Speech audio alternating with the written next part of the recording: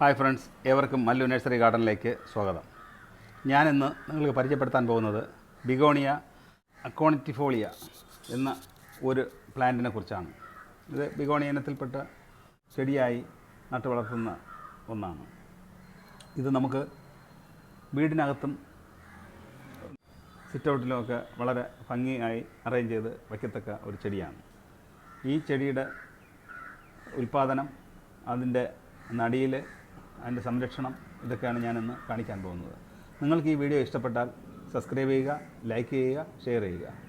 അപ്പോൾ ഇതിന് ആദ്യം തൈ എടുക്കുന്നത് എങ്ങനെയാണെന്ന് നമുക്ക് നോക്കാം. ഇത് ശിഖരങ്ങൾ ഉണ്ട്.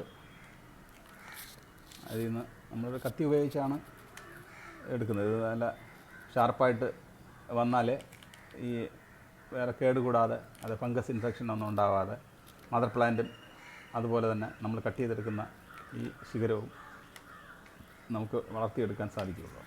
അപ്പോൾ ഞാൻ എടുക്കുന്നത് ഇത് ബുഷായിട്ട്, ഇനി അടുത്ത് ഈ ചെടി നമ്മൾ വേറൊരു ചെടിച്ചട്ടിയിൽ അങ്ങനെ പ്ലാന്റ് ചെയ്യുമ്പോൾ ബുഷായിട്ട് വരാവുന്ന ആ രീതിക്ക് വേണ്ടി ഞാൻ ഈ കൊണ്ടയാണ് കട്ട് ചെയ്തെടുക്കുന്നത്. അപ്പോൾ ഏത് കൊണ്ട കട്ട് ചെയ്തെടുത്താലും നമുക്ക് മുളപ്പിക്കാമെന്നുള്ളതേ ഉള്ളൂ. അപ്പോൾ ഞാനിത് ശകലം താഴ്ത്തി ഇങ്ങനെ കട്ട് ചെയ്തെടുക്കാം.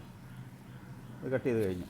അപ്പോൾ ഇനി അതിൻ്റെ ആ മുറിവിൽ നമ്മൾ കരിയുടെ കഷ്ണം ഒന്ന് ഉരച്ചിട്ട് ആ രണ്ട് ഭാഗത്തും, അതായത് മദർ പ്ലാന്റിൻ്റെ ആ മുറിച്ചെടുത്ത ആ ഭാഗത്തും ഈ കുഞ്ഞിച്ചെടി ഇനി നമ്മൾ നടാൻ പോകുന്ന ഇതിൻ്റെ ഈ ചുവടിലും ഇതിനെ നമുക്ക്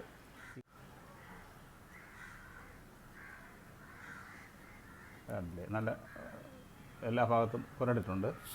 ഇനി മദർ പ്ലാന്റിനും ഒന്ന് പുരട്ടിക്കഴിഞ്ഞാൽ അതിൻ്റെ ഭാഗം അഴുകിപ്പോകാതെ നീറ്റായിട്ട് അവിടെ ഇരിക്കും. അപ്പോൾ ഈ കഷ്ണം ഇവിടെയും, അല്ലെങ്കിൽ നമ്മുടെ കൈ കൊണ്ട് ഇങ്ങനെ എടുത്തിട്ട് പുരട്ടിയാലും മതി. അത് പുരട്ടിക്കഴിഞ്ഞു. അപ്പോൾ ഇനി നമ്മൾ ഈ ചെടി നമ്മളിനി നട്ട് കഴിയുമ്പോൾ, നടുന്നത് നമുക്കൊരു ഈ ഇത്രയും മണ്ണ് ഫില്ല് ചെയ്ത് നമ്മൾ നട്ട് കഴിഞ്ഞാൽ ഈ ഭാഗത്തുനിന്ന് എല്ലാം വീണ്ടും ചെറിയ ചെറിയ തൈകൾ വരും. അങ്ങനെ ആ ചെടിച്ചട്ടിയിൽ നല്ല ബുഷായിട്ട് നമുക്കതിനെ വളർത്തിയെടുക്കാൻ പറ്റും. അപ്പോൾ ഇനി ഈ തൈ എങ്ങനെയാണ് നടുന്നതെന്ന് ഞാൻ കാണിച്ചു തരാം. അപ്പോൾ ഇതിൽ ഞാൻ ഉപയോഗിച്ചിരിക്കുന്നത് പരുക്കൻ മണ്ണ്, അല്ലെങ്കിൽ ചരലിൻ്റെ ഏറ്റവും ചെറിയ ഈ മണ്ണ് പോലത്തെ സാധനം, കുറച്ച് ഇലപ്പൊടി, മണൽ, പിന്നെ ശകലം മണ്ണ്, ഇതെല്ലാം കൂടി ചേർത്തിട്ടാണ് ഈ ചെയ്തിട്ടുള്ളത്. അപ്പോൾ സ്യൂഡോമോണസ് ശകലം മിക്സ് ചെയ്തിട്ടുണ്ട്. അതും കൂടെ ഉണ്ടായിരുന്നു കഴിഞ്ഞാൽ ഈ മണ്ണിലെ ഈ കൃമികൾ അങ്ങനെയുള്ള ശല്യമൊന്നും ഇതിനുണ്ടാകില്ല. അപ്പോൾ ഈ ചെടിച്ചട്ടിയിൽ, അതായത് ഒരു കപ്പാണ്, ഇതിനെ ഹോളിട്ട് വച്ചിട്ടുണ്ട് വെള്ളം മാർന്നു പോകുന്നതിലേക്ക് വേണ്ടി. അപ്പോൾ ആദ്യം ഈ ചരൽ കട്ടിയുള്ളത് ഇതിൻ്റെ അടിയിലിടാം. അപ്പോൾ ആ ഹോളുകൾ അടഞ്ഞു പോകാതിരിക്കുന്നതിലേക്ക് വേണ്ടിയാണ് അത് ചെയ്യുന്നത്. അപ്പോൾ ഇതിങ്ങനെ ഇട്ട് ശകലം കൂടെ മണ്ണിട്ടതിന് ശേഷം നമുക്കിതൊരു പോളിത്തീൻ കവറിലായാലും വയ്ക്കാം. പിന്നെ ഇത് നിങ്ങൾക്ക് വ്യക്തമായിട്ട് കാണണം എന്നുള്ള ഒരു ഉദ്ദേശത്തോടുകൂടെ ഞാൻ ചെയ്യുന്നതാണ്. അപ്പോൾ ഇനി ഈ പ്ലാന്റിനെ നമുക്ക് ഇനി ഇത് ഹൈറ്റ് കുറച്ച് വേണമെങ്കിൽ നമ്മൾ ഇവിടെ വെച്ച് കട്ട് ചെയ്തതിന് ശേഷം ഈ തണ്ട് കളഞ്ഞതിന് ശേഷം, അല്ലെങ്കിൽ ഇതിന് ഈ തണ്ടും ഇതും ഇങ്ങനെ വെച്ചാൽ ഈ തണ്ടിൽ നിന്നും ചില ഭാഗങ്ങളും മുളച്ച് വരും. അങ്ങനെയും ചെയ്യാം. ഞാനതല്ല, ഹൈറ്റിൽ തന്നെ ഇരിക്കട്ടെ എന്ന് പറഞ്ഞിട്ട് അങ്ങനെ ചെയ്യുകയാണ്. നമ്മൾ ഇതിൻ്റെ ബാക്കി മണ്ണ് ഇവിടെ ഇങ്ങനെ ഇട്ട് കൊടുക്കണം.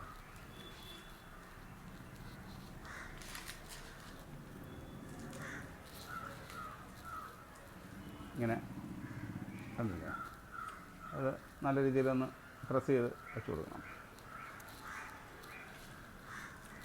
അപ്പോൾ എല്ലാം ഓക്കെ ആയി. ഇനി നമ്മൾ കപ്പിനാണ് വെള്ളം ഒഴിക്കുന്നതെങ്കിൽ ഇതിനെ ഇങ്ങനെ കയ്യിലെടുത്ത് വളരെ സൂക്ഷിച്ച് നമ്മൾ ഇങ്ങനെ ഒഴിച്ചു കൊടുക്കണം. അതല്ലെങ്കിൽ സ്പ്രെയറിലാണെങ്കിൽ നമ്മൾ സ്പ്രെയർ വെച്ചിട്ട് നമ്മളിങ്ങനെ നനച്ചു കൊടുത്താൽ മതി. ഇതിൽ സ്ഥലം കൂടുതൽ നനച്ചു കൊടുക്കണം. അപ്പോൾ അതിന് മണ്ണിന് അങ്ങേറ്റം വശം വരെ നനഞ്ഞാൽ മാത്രമേ, പിന്നെ നമ്മൾ നനയ്ക്കുന്ന ദിവസങ്ങളിൽ കുറേശ്ശെ നനച്ചു കൊടുത്താൽ മതി. ആദ്യം നനയ്ക്കുമ്പോൾ ഫുള്ള് നനയണം. അപ്പോൾ ഇങ്ങനെ താഴെ അറ്റം വരെ നനച്ചു കൊടുക്കണം. ഇത് ഒരു 15 ദിവസം കഴിയുമ്പോൾ ചെറിയ വേര് വന്നു തുടങ്ങും. ഒരു മാസം 1.5 മാസം കഴിയുമ്പോൾ ഇതിനെ മാറ്റി നമുക്ക് വേറൊരു ചെടിച്ചട്ടിയിലോ, അല്ലെങ്കിൽ നമുക്ക് ഏതിലാണോ നമ്മൾ ഉദ്ദേശിക്കുന്നത് അതിൽ നടാനുള്ള ഒരു സാഹചര്യം ഉണ്ടാകും.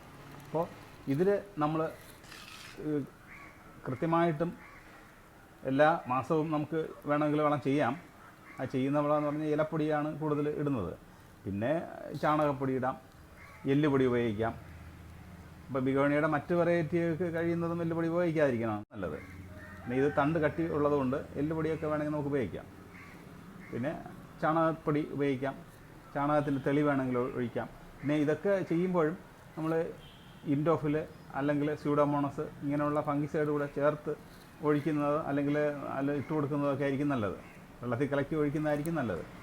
1 ലിറ്റർ വെള്ളത്തിൽ 1 ഗ്രാം സ്യൂഡോമോണസ് കലർത്തി അല്ലെങ്കിൽ ഇൻഡോഫിൽ കലർത്തി അതിന് ഒഴിച്ചു കൊടുക്കുന്നതാണ് നല്ലത്. അല്ലെങ്കിൽ സ്പ്രെയറിൽ നമ്മൾ നല്ലവണ്ണം അരിച്ചതിന് ശേഷം സ്പ്രെയറിലാക്കി ഇലയിലും തളിച്ചു കൊടുത്ത് ബാക്കിയുള്ളതിന് ചുവട്ടിലും ഒഴിച്ചു കൊടുക്കണം. അപ്പോൾ അങ്ങനെ വന്നു കഴിഞ്ഞാൽ നല്ല ഭംഗിയായിട്ട് ഒരു ചെടി നമുക്ക് സംരക്ഷിച്ച് പരിപാലിച്ചെടുക്കാൻ സാധിക്കും. ഇതിൽ ഈ ലീഫ് നമ്മൾ ഇവിടുന്ന് കട്ട് ചെയ്ത് വച്ചാലും ഇതിൽ തൈ വരുന്നതാണ്. നമുക്ക് നിസ്സാരമായിട്ട് ഇതിൻ്റെ സൈഡിൽ നിന്ന് ബ്രാഞ്ചുകൾ കിട്ടുന്നത് കൊണ്ടാണ് നമ്മൾ ആ റിസ്കിലേക്ക് പോകാത്തത്. അല്ലാതെ ഇലയിൽ നിന്നും മുളയ്ക്കുന്ന ചെടിയാണിത്. നല്ലവണ്ണം ഫ്ലവർ ചെയ്യുന്നതാണ്, പിങ്ക് ഫ്ലവറാണ്. അപ്പം ഞാൻ കുറേ വീഡിയോ ചെയ്തതിന് ശേഷം ഒരുമിച്ച് കാണിക്കുമ്പോൾ ഞാൻ ഇത്രയും ദിവസം ഇട്ട വീഡിയോകളെല്ലാം ഒരുമിച്ച് കാണിക്കുന്നതാണ്. വീഡിയോകളായിട്ടല്ല, നമ്മുടെ ആ ചെടികളെ ഒന്ന് പരിചയപ്പെടുത്തി തരുന്നതാണ്. അപ്പോൾ നിങ്ങൾക്ക് ഇത് ഇഷ്ടപ്പെട്ടുവെങ്കിൽ സബ്സ്ക്രൈബ് ചെയ്യുക, ലൈക്ക് ചെയ്യുക, ഷെയർ ചെയ്യുക.